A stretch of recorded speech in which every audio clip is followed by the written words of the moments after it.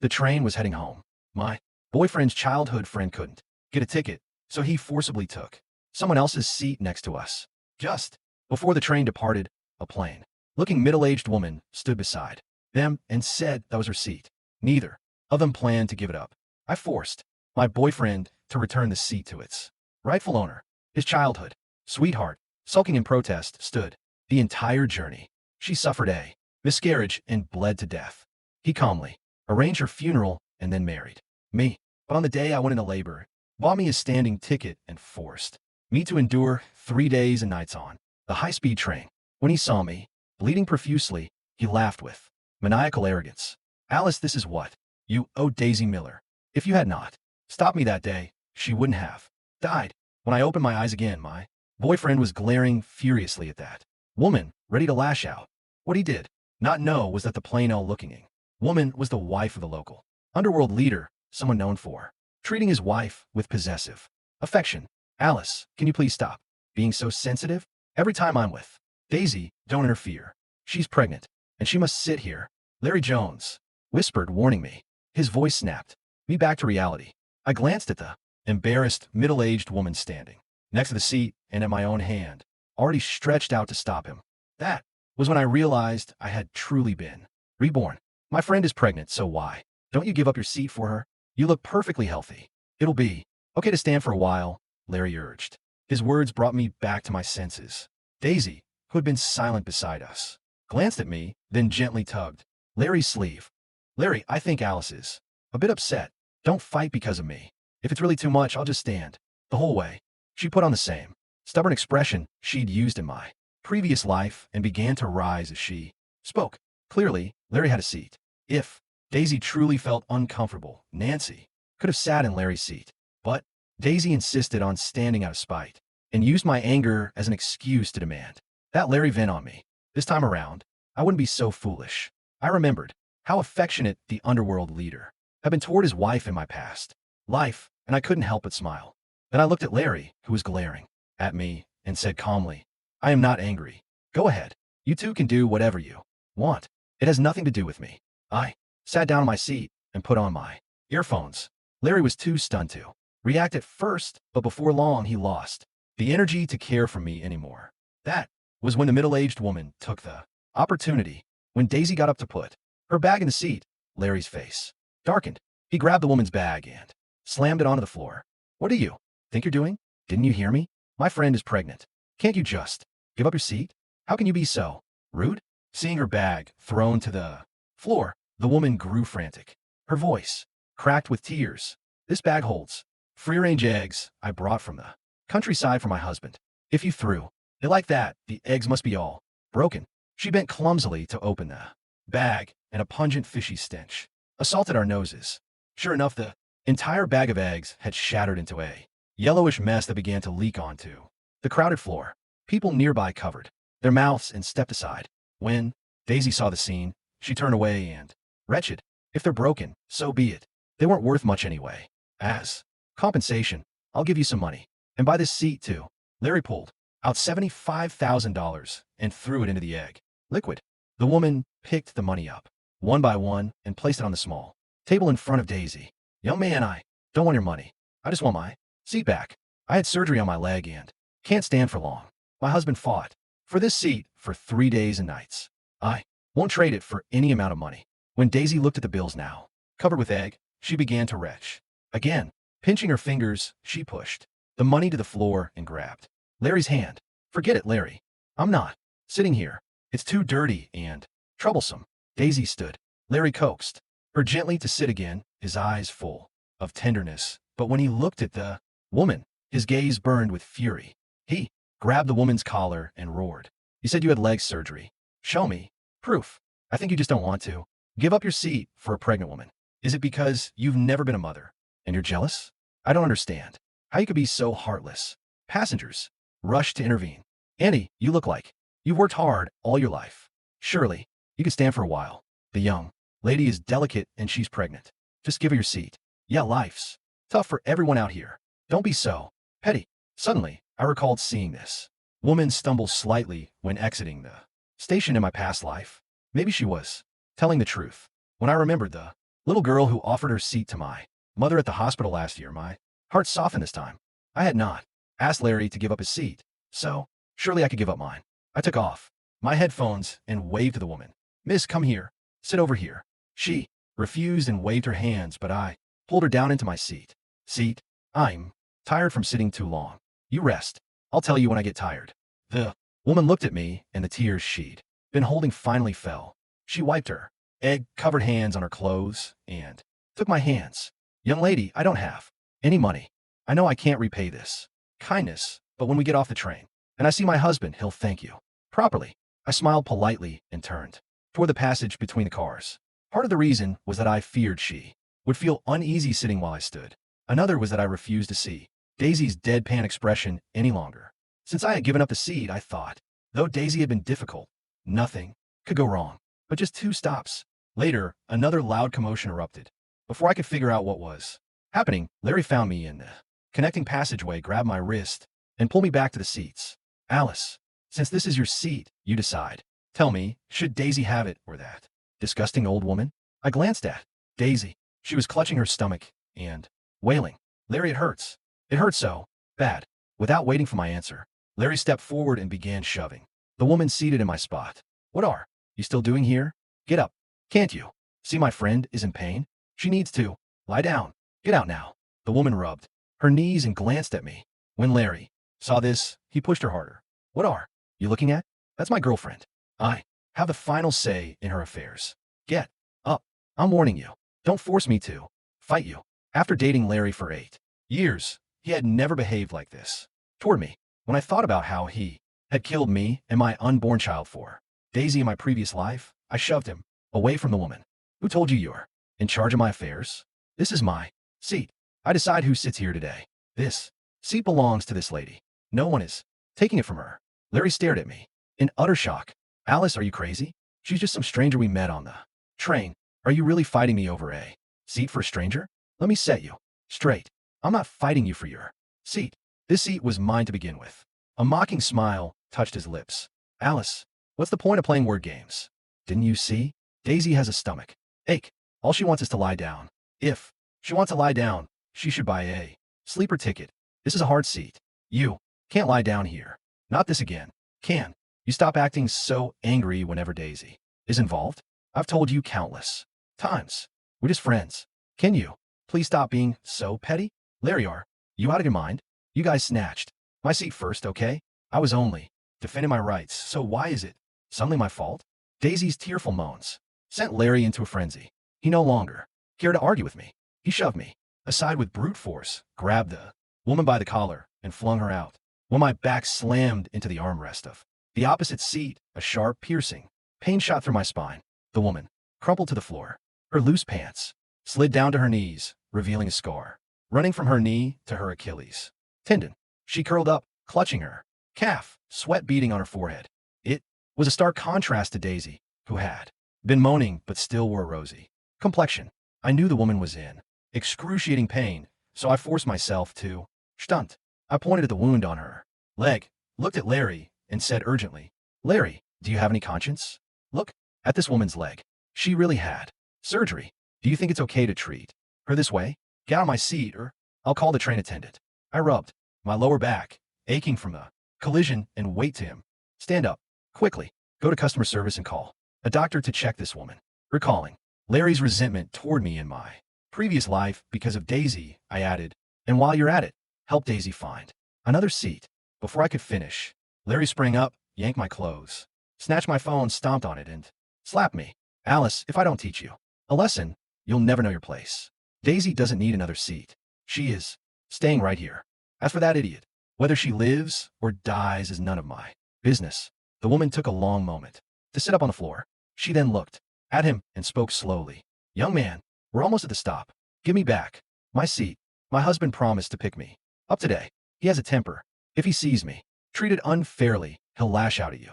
Through the glass window, with a sharp screech of brakes, the train pulled into the station. I saw the underworld leader standing outside, surrounded by a group of burly men. The brakes screamed and the car lurched. People grabbed luggage and shouted station names over the clatter. Through the window, I saw the man the woman had warned us about. He was not loud. He did not wave his arms. He simply stood at the bottom of the platform stairs with 3 men on each side of him, as if they had all stopped halfway through a march. He wore a plain, dark jacket, the kind you buy at a market and then wear for 10 winters. His hands were behind his back. His face did not show curiosity, only patience, the patience of someone who expects the world to come to him. The door slid open. In the aisle, Larry puffed himself up, ready to drag the woman again. Daisy kept both hands on her stomach and moaned on cue. A few passengers tried to slip past us. Most of them stayed to stare. News travels quickly in a closed space. Someone had already told the people further back that a pregnant woman had been robbed of a seat, that a bag of eggs had been smashed, that a middle-aged nobody was standing up to a rich bully. The facts were crooked, but the hunger to watch was straight. The woman raised her chin.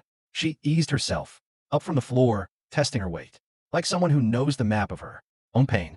I moved to her side. Larry reached for her collar again, and I slapped his hand away.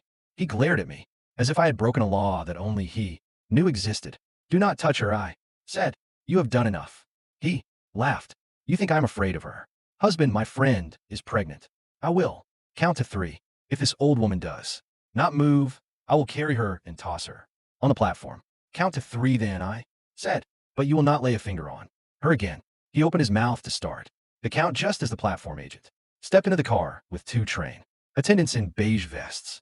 A small crowd swelled behind them like a tide. The man in the plain dark jacket did not push. He waited in the second row, eyes still patient, hands still behind his back. What's going on here? The platform agent looked from Daisy to the woman, then to the smashed bag that still leaked across the floor. Who threw that? Larry pointed at the woman at once. She did. We tried to help her store it, but the old thing is clumsy, and now she refuses to give a seat to a pregnant woman. I stepped between them before the agent could nod at the accusation. He smashed the bag, I said. He grabbed it and slammed it down. The woman had surgery on her leg. She cannot stand long. The seat is hers.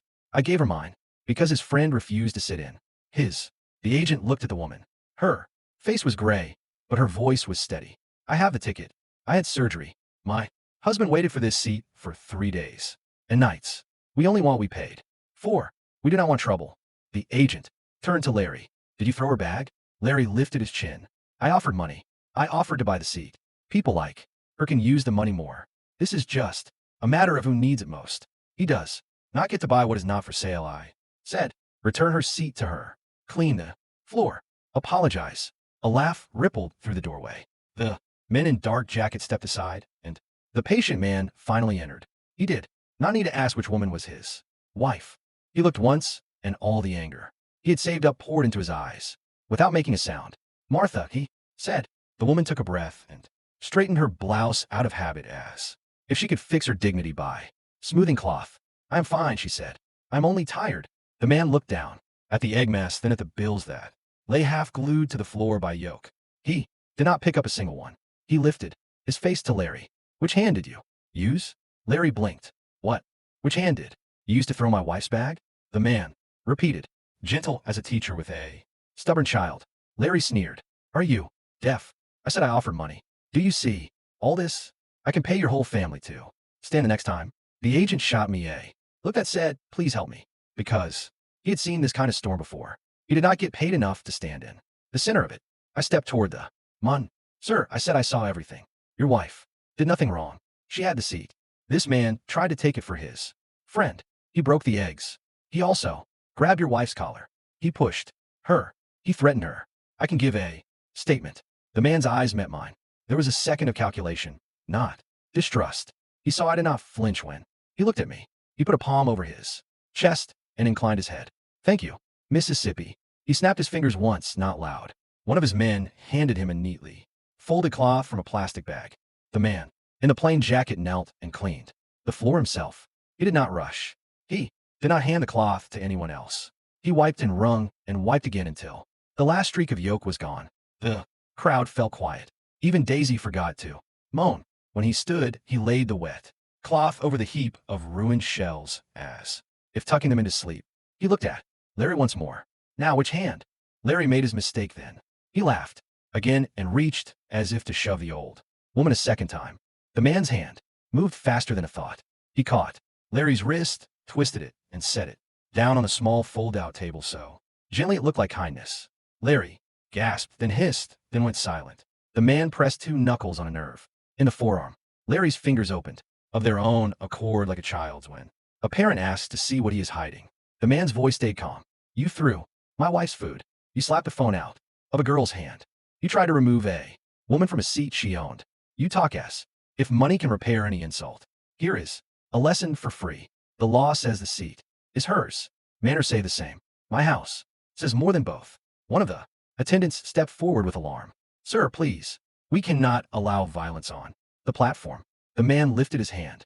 He did not strike.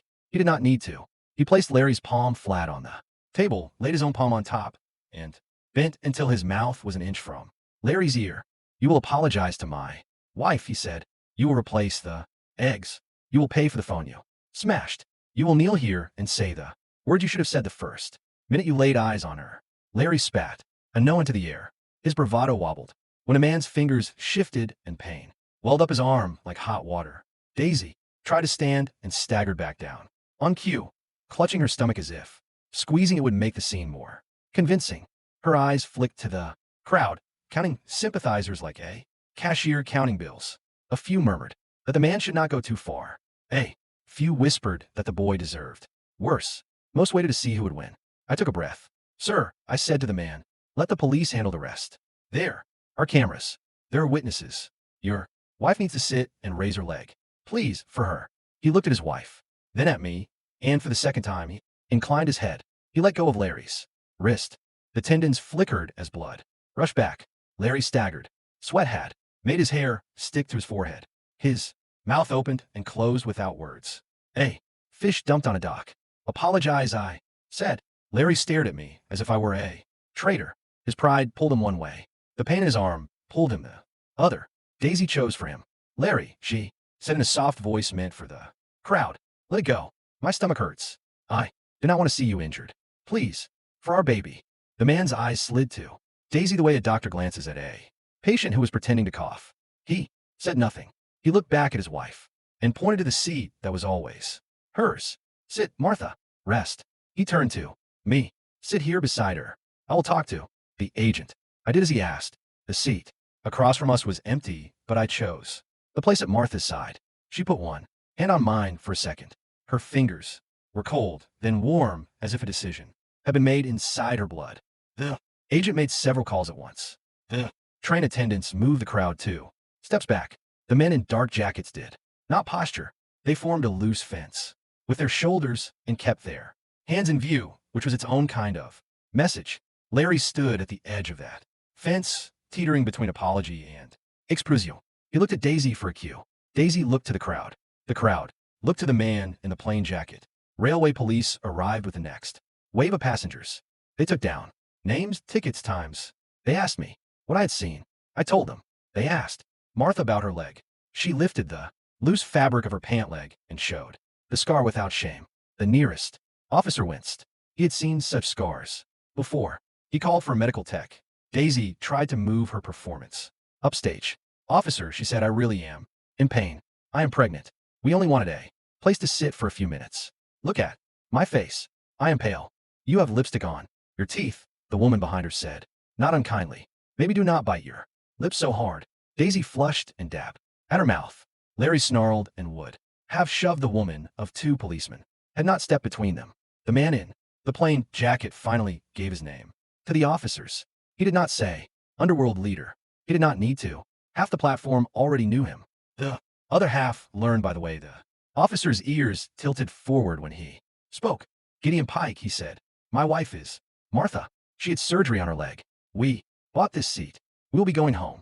After a doctor says she can, I will pay for the phone that was destroyed and the value of the food that was ruined. I will like a written apology for my wife. It is not about face. It is about correctness. One officer wrote faster. Another asked if anyone else had been injured. I thought about my back and decided I would not give Larry the excuse of turning me into a competing victim. I said I was fine. Gideon looked at me and shook his head. She's not fine. He pointed at the armrest that had bruised my spine. She struck that. Had to Technician look at her as well. And have someone bring a bottle of water and a blanket for my wife. A young attendant ran. In 3 minutes, Martha had water, a blanket, and her leg elevated on a small suitcase. The technician checked her blood pressure, her pupils, and the scar. Then he turned to me, pressed along my lower back, and asked me to bend and breathe. The pain spiked, but faded when I stood tall again. He said I would probably bruise and that I should avoid standing for long periods today. I thanked him and sat straight. Daisy saw the scene slipping away from her and raised her voice. Officer, my seat. We still need a seat. We paid for a ticket, too. The agent checked the manifest. Your ticket is standing, miss. You do not have a seat number. But she is pregnant, someone cried. A man who had been eager to scold the old woman a few minutes earlier.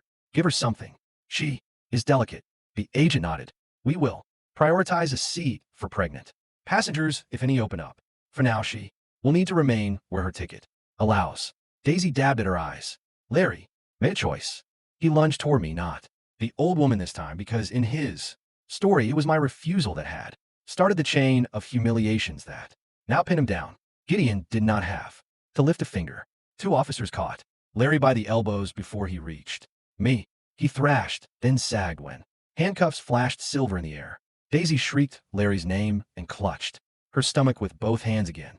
The technician watched her for 30 silent seconds and then took 2 samples of the air near her face with a small handheld meter. He glanced at the screen and hid his opinion. Enough, the senior officer said. You will all come to the office for statements. The train cannot depart with this disturbance unresolved. Gideon shook his head once. The train would depart on time, he said, but his voice was polite. My wife will not be dragged around rooms because that boy does not know how to behave. Take my statement here. Take hers here. Take the girl's statement here. The rest of your business can wait for the next stop. Or you can ride with us and finish your forms between stations. It was so calm that no one thought to argue. The agent wanted the train to run on time. The police wanted paperwork. The crowd wanted resolution that did not involve more shouting. The attendants wanted the floor clear and the seats filled according to the numbers printed on tickets. Everyone nodded at once like puppets whose strings had been pulled by the same hand. While the officers wrote, Gideon made 3 quiet calls. I heard only one side. Find a farmer who sold the eggs to my wife. Buy from him for the next 6 months. No haggling. Deliver to our house every week. Do not tell him my name. Tell him Martha sent you. Yes, the number she used last time is on the bag. If the eggs are in his own backyard, pay him for a new coop and a heater before winter. That is all. He ended the call and dialed another. Tell the clinic to expect to walk in with a post-operative leg. Yes, fresh bandage. Pain control, ultrasound for clots. If they ask who is paying, tell them it is the husband who cleans his own floors. He put away the phone and watched the officer finish the last line of script. Then he looked at me. You gave up your seat for my wife without asking for anything. He said, why? Because it was mine to give and it was the right thing to do. I said, because I remember what it feels like to sit with pain burning down your leg while strangers pretend they do not see. He studied my face again, weighing the words, the tone, the way I kept my shoulders square, even though my back throbbed. He nodded. You have a strong spine, he said. Keep it. He reached into his jacket and took out a small card. It was thick, blank on one side, and on the other side there was a number, written by hand in clean block letters. No name, no title. He slid it into my palm and closed my fingers around it. If anyone in this city tries to take something from you that is yours by right, call that number. Do not call for favors. Call only for fairness. My office is busy. My house is busy. I like busy people, but I dislike bullies more. Martha's eyes were wet again, but this time was not from fear. She lifted my hand to her forehead for a second, a gesture that felt older than the station and the rails in the road that had brought us here. Then she let go. The officers finished. The agent checked his watch. The platform bell rang. The crowd began to scatter, already turning the story into something that would fit inside a bowl over dinner. Larry stood with his wrists behind his back, not cuffed now, but held by the air of his own defeat. The senior officer leaned in and spoke to him in a tone only he could hear. Larry nodded once, quick and jerky, as if promising something to a teacher after being caught cheating. Daisy tried one last line. Alice, she said, her voice small and soft. Again, are you really going to watch me stand in pain? There are many people in this car, I said. If your stomach hurts, go to the medical cabin and be checked. If you want comfort, you should have bought a different ticket. What you cannot do is steal someone else's and call it kindness. Gideon smiled with half his mouth. The bell rang again. The attendants guided us in. Martha settled in her own seat, the seat that had been hers all along. I sat beside her and stared out the window as the platform began to slip backward. The train moved. The crisis shrank. But the story did not end at the yellow line. The police had told Larry and Daisy to appear at the transit office at the next city for further statements. Gideon had agreed to send a representative with receipts for the eggs and for my phone. I had a number in my pocket that felt heavier than a key, and I had a choice in my chest that had been waiting for me since the moment I opened my eyes in this second life. Larry did not speak. For 3 stations. He did not even look at me. He sat 2 rows back with Daisy, their heads close, their whispers dark. He had tasted a kind of humiliation he had never imagined, and men like him do not forgive the mirror for showing them their own face. I could feel it in the way his silence scraped. At the 4th station, he rose and came toward me. He wore his apology the way a fox wears a lamb's skin, his mouth curved right. I stayed wrong. Alice, he said about before things got out of hand. I was only thinking of Daisy and the baby. You know how I am. I act first and regret later. Look, the police said we can settle this if we pay for the eggs and your phone. I will handle that. We can forget it and enjoy the trip. We will reach my parents' house by night. My mother will cook. You like her soup? I watched his hands. They were empty, but the memory of them on Martha's collar made my own fists itch. No, I said no. What? No to pretending this was a misunderstanding. No to you telling yourself you were protecting someone when you were only protecting your pride. No to going to your parents as if today did not happen. No to standing beside what you talked down to strangers until one of them finally breaks your nose. He laughed softly. There it is. The temper. Alice, you push me and then act surprised when I push back. We have been together 8 years. We know each other. Do not throw that away over a seat on a train. You threw away far more than that. I said you threw away the man you could have been the minute you believe money could buy a person's place in the world. I will not live with a man who thinks that. Not again. Not in this life. His smile cracked. He bent closer. And where will you go? You smash your own phone. You have no money except what I give you. Do you think that man will save you? He is just another bully in a nicer coat. Do not be naive. I reached into my pocket and let the card press against my palm like a truth. I did not show it to him. I did not need to. Power is loud when it brags. Respect is quiet when it is real. I will go where people keep what belongs to them. I said, I will go where a seat is a seat and a promise is a promise. If I cannot find that place, I will build it myself. His face shifted through anchor to something like calculation. Daisy called his name softly. He straightened and looked down at me as if measuring wood before a cut. We will talk later, he said, at the station, without an audience. We will, I said. I will say the same words then. I will say them until you hear them or until you stop asking me to repeat them. He left. The train hummed. Martha dozed the lines around her mouth, loosening as the pain medicine did its work. I kept my eyes on the window and let the fields blur into a moving green band. The technician came twice more to check her pulse and to ask me about my back. Each time I said I was fine. Each time he shook his head and said arrest anyway. At the next city, the police boarded again. They asked Larry and Daisy to come to the office. They asked Martha if she felt strong enough to give a final statement now, or if she preferred to send it by later. She looked at her husband and then at me and said she would send it later. Gideon thanked the officers and climbed down to the platform to arrange a car. Before he left, he leaned across the aisle. Alice, he said, when this journey ends, make a choice that does not make you small. Do not wait until pain teaches you again. I will not, I said. He nodded and went to his wife. 2 of his men formed a moving wall as they guided Martha gently down. Gideon did not let anyone else touch her. He did not hurry. He did not look back. The doors closed. The train pulled away. The carriage felt larger. The crowd was thinner now, and the air had lost the smell of broken egg and fear.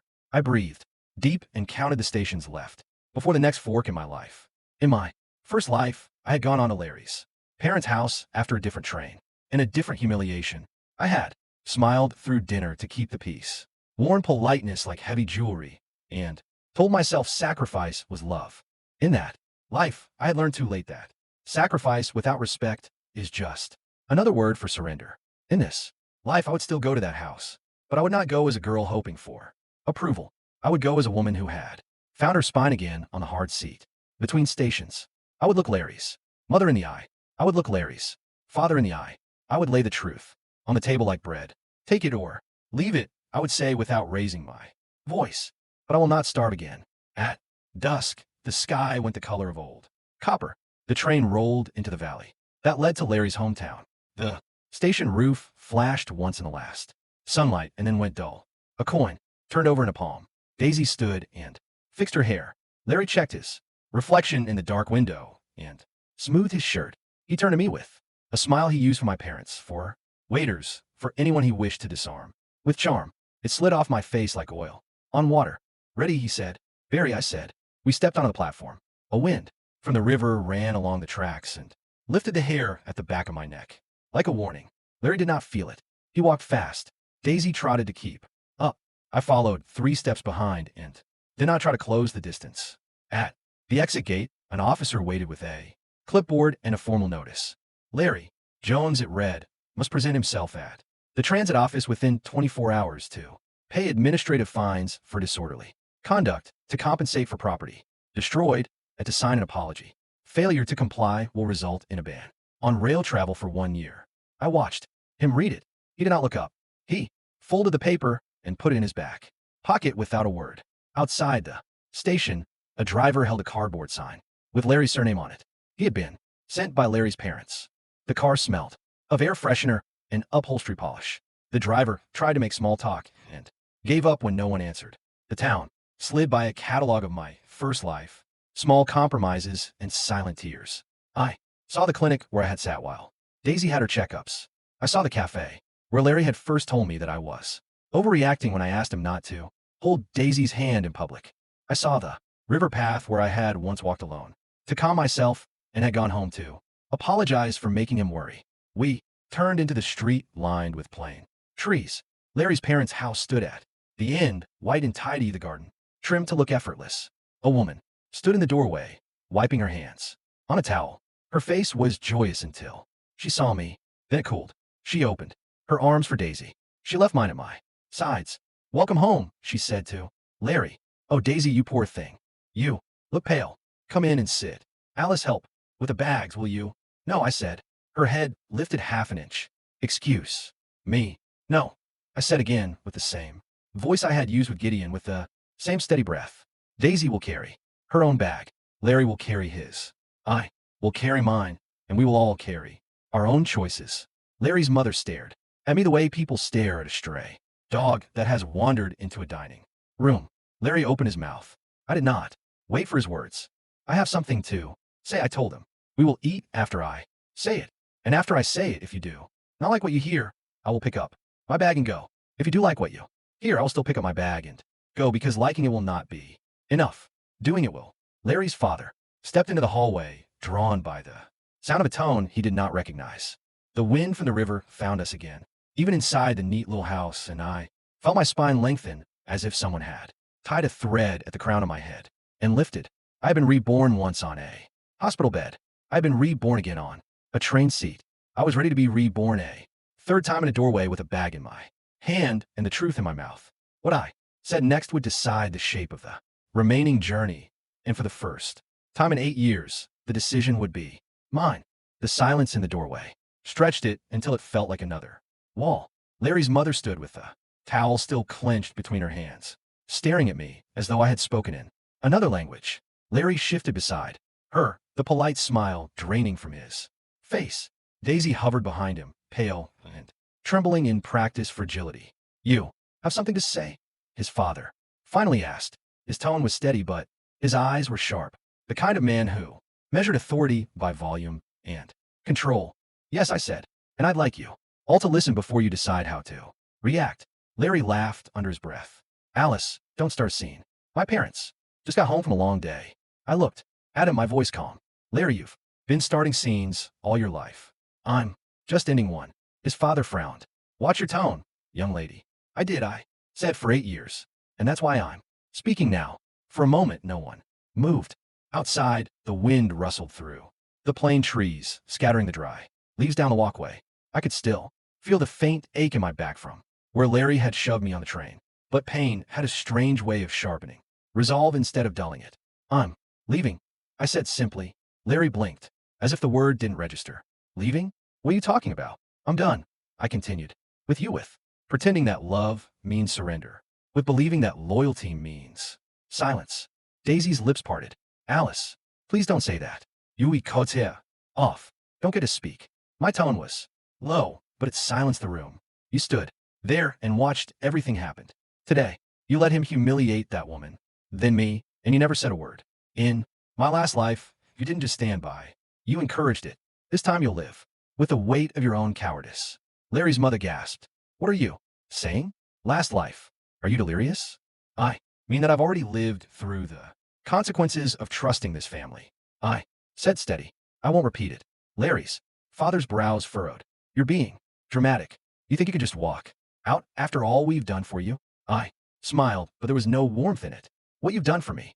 You watched your son use me as a shield, as a servant, as a witness to his cruelty. You never stopped him. You told me to be patient, to understand his temper. I did. For 8 years. That patience nearly cost me my life. Larry's face twisted. Don't exaggerate. You make everything sound like I'm some kind of monster. You are, I said, not because you're violent, but because you enjoy it. Because every time someone weaker crosses your path, you test how far you can push before they break. I used to think you hurt people by accident. Now I know you do it to see yourself reflected in their fear. The towel dropped from his mother's hands. Daisy stepped back, whispering his name, but he ignored her. You think you're better than me? He hissed. You think giving a seat to some stranger makes you a saint? You don't even know what the world is really like, Alice. People like that woman exists to be stepped on. You're too naive to understand that. Funny, I said softly. That's exactly what you said before you killed me. He froze. His parents stared at me. I don't expect you to understand. I continued. You won't. You'll tell yourself I'm crazy. I've seen where this ends. You'll destroy everyone who trusts you. One act of cruelty at a time. I won't. Wait for it again. Larry's father slammed his hand on the table. Enough. You're not leaving this house in this state. You'll stay until you've come to your senses. No, I said. You don't decide that anymore. I turned toward the door. Larry stepped forward, grabbing my arm. His grip tightened, painfully, and for a brief second I saw the same fury that had once ended my life flash across his face. Don't walk away from me, he snarled. Let go. He didn't. Larry, his mother said, nervously. Don't. Before she could finish, I twisted my wrist and slammed my palm against his forearm, just like Gideon had done to him on the train. His grip broke instantly. He stumbled back, shocked. Touch me again, I said, coldly, and you'll wish that man on the platform had finished what he started. He stared at me, pale and breathing hard. You think you can threaten me? I don't need to, I said. You already made enemies today. Powerful ones. The kind who don't forget. I picked up my bag and walked toward the door. I'll send someone to collect the rest of my things. Don't bother contacting me. If you do, the police won't be the ones answering. Daisy reached out weakly. Alice, please don't make things worse. Worse? I turned. You and Larry made things worse a long time ago. I'm just walking away from the wreckage. I opened the door and stepped into the fading daylight. The air outside was crisp and smelled faintly of rain. Behind me, I heard Larry shouting, his parents trying to calm him, Daisy sobbing theatrically. None of it mattered anymore. The noise faded with every step I took down the path. I didn't stop walking until I reached the main road. A black car was parked there, sleek but unmarked. The window rolled down and a familiar face looked out. Gideon Pike's driver. Miss Alice, he said. I hesitated. How do you know my name? Mr. Pike asked us to make sure you reach the city safely. The driver replied. He said, you might need a ride. There's a clinic waiting to check your injuries. For a moment, I stood frozen. Gideon had actually kept his word. Thank you, I said quietly, and slid into the back seat. The ride was silent at first. The driver didn't ask questions. The countryside rolled past, the same landscapes that had looked so beautiful in another lifetime and now, seemed haunted by ghosts of old mistakes. I closed my eyes and let the hum of the engine drown out the echoes of Larry's voice. At the clinic, a nurse greeted me politely. "You must be the referral from Mr. Pike. Please come in." I was taken to a private examination room, too nice for a simple bruise. Check.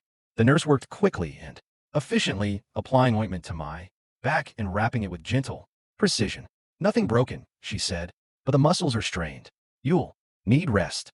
She handed me a small envelope. Inside was a prescription slip and an unmarked card identical to the one Gideon had given me. On the back, written in the same careful hand, were 3 words. "You did right." My chest tightened. I didn't realize how much I needed those words until I read them. When I left the clinic, night had already fallen. The city lights shimmered across the wet pavement. The driver opened the door for me again, but this time, instead of asking where I wanted to go, he said, "Mr. Pike would like to see you if you're willing." I hesitated, then nodded. The car wound through the city until it reached a quiet street lined with old brick buildings. The one at the end had warm light spilling through tall windows. Inside, I found Gideon sitting at a long table reading documents under a lamp. Martha sat nearby with her leg elevated, a cup of tea steaming beside her.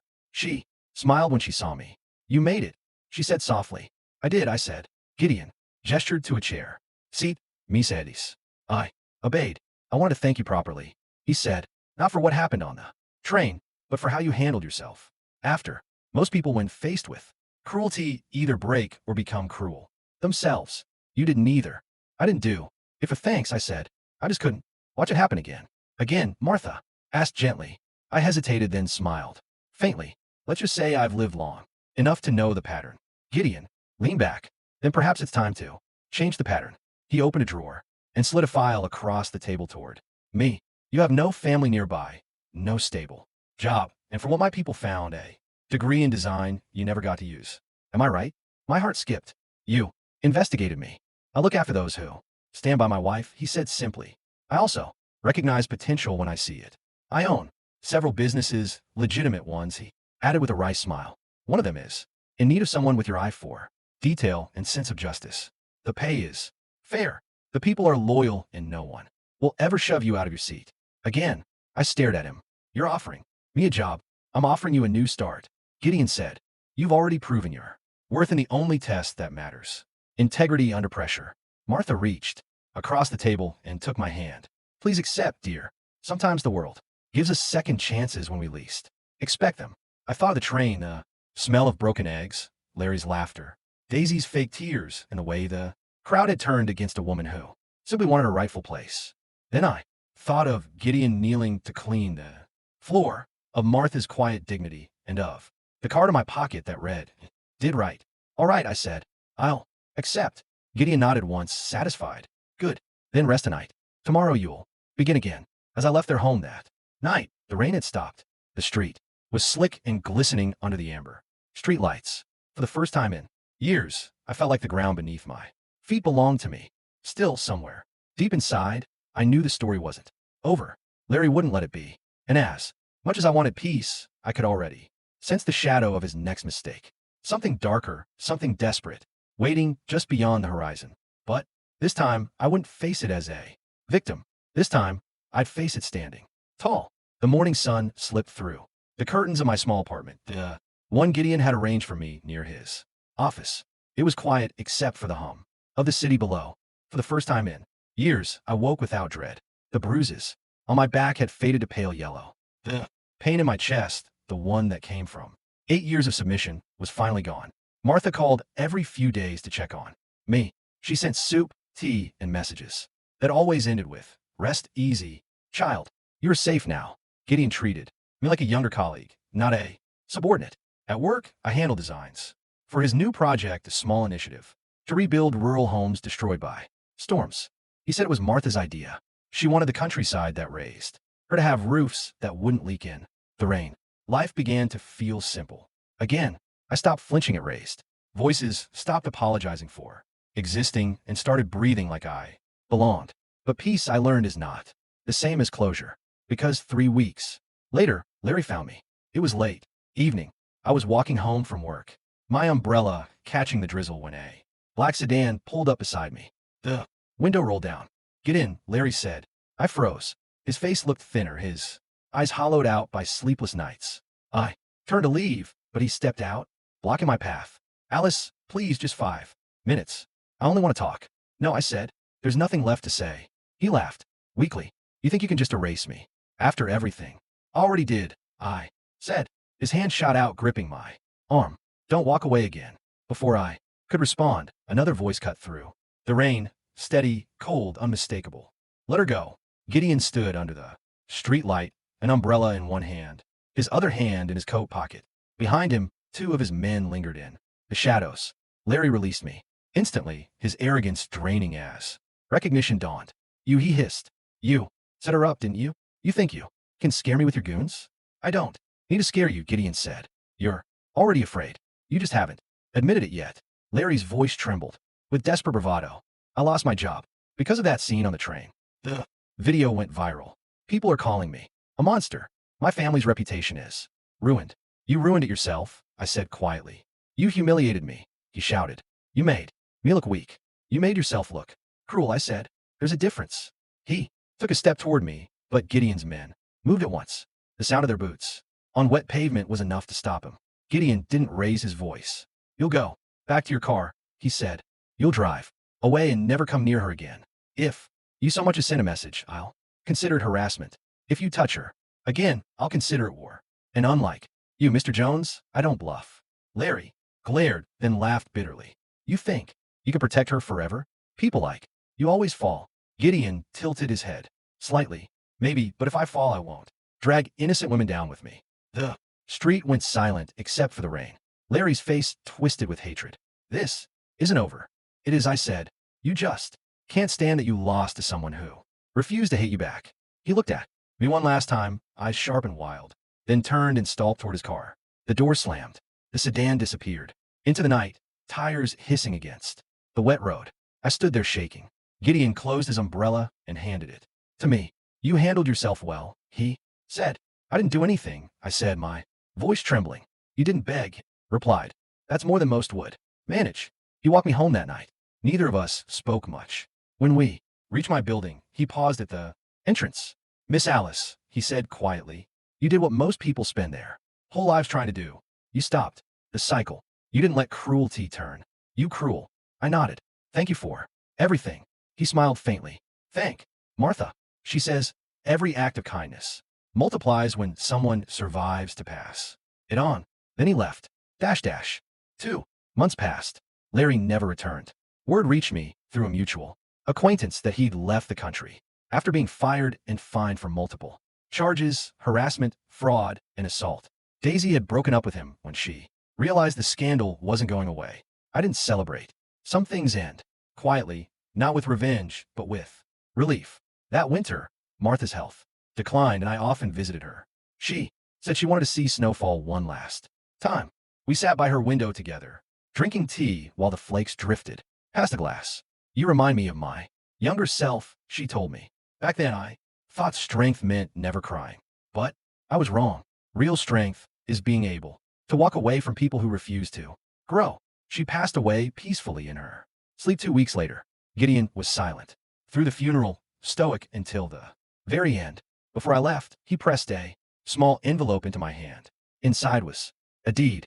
It was for a tiny house in the countryside, a house with a warm roof, wide windows, and a garden. On the back of the deed, in Martha's handwriting, were the words, "A seed of your own. Always." I cried until I couldn't breathe. Years later, I sometimes take the train past that same line. Every time it slows at the old station, I see flashes of the past. The woman with the broken eggs, the man in the dark jacket, the frightened crowd. But the fear is gone now. In its place is gratitude, because I learned that day that justice doesn't always roar. Sometimes it simply stands its ground. Gideon visits occasionally. We drink tea, and he brings fresh eggs. Always free range, always carefully packed. He says, "It's a promise to Martha." One evening, as the sun dipped behind the hills, he asked, "Do you ever think about that, ma'am Jones?" I said honestly, but not with anger, just as a reminder of what silence costs. He nodded. "Then you've already won." I smiled, watching the sky burn orange and gold. "No, I just finally took My seat, dash dash, and in that quiet little house with the sound of trains in the distance and the scent of tea, leaves drifting through the air, I knew that my story had come full circle. The girl who once gave up her place had learned to claim it again, and this time, no one will ever take it from.